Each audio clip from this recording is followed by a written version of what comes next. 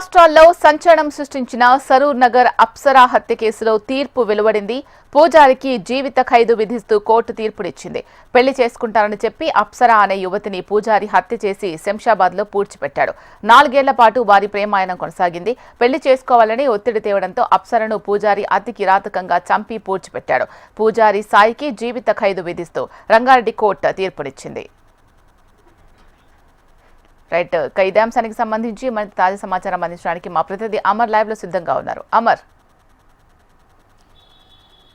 శిలా, రంగారెడ్డి జిల్లా ఏదైతే సరూర్ నగర్లో ఉంటున్నటువంటి అప్సరా హత్య కేసుకు సంబంధించి ఏదైతే నిందితుడైనటువంటి పూజారి సాయి కృష్ణకి జీవిత ఖైదు విధిస్తూ రంగారెడ్డి కోర్టు కొద్దిసేపటి క్రితమే నిర్ణయం తీర్పు వెలువరించింది. అయితే సాయి కృష్ణకి 10,000 ఫైన్తో పాటు 10 లక్షల కంపెన్సేషన్ కూడా ఇటు బాధిత కుటుంబానికి ఇవ్వాలని కూడా కోర్టు ఆదేశించిన పరిస్థితులు అయితే ఉన్నాయి. ముఖ్యంగా అప్సరా హత్య కేసుకు సంబంధించి ఇటు ఏదైతే అప్సరా సాయి కృష్ణ మధ్యలో ప్రేమాయణం దాదాపు 4 సంవత్సరాల పైగా నడిచింది. 2023 జూన్లో అప్సరను శంషాబాద్ ఏరియా సమీపంలో అతను ఏదైతే ఏర్పాటు చేసుకున్నటువంటి గోశాల ఉందో ఆ గోశాలకు రమ్మని పిలిచి అక్కడే హత్య చేసినట్లుగా తెలుస్తుంది. అయితే హత్యకు సంబంధించి 15 రోజుల ముందుగానే స్కెచ్ వేసినట్లుగా తెలుస్తుంది. వీటన్నిటికీ సంబంధించి సాయికృష్ణ కస్టడీలో కీలకమైన సమాచారాన్ని పోలీసులు రాబట్టడం, ఈ సమాచారం మొత్తాన్ని కూడా ప్రస్తుతం పోలీసులు కోర్టులో సబ్మిట్ చేయడంతో వీటన్నిటి ఆధారంగా ఏదైతే సంపులో పూడ్చివేతకు సంబంధించిన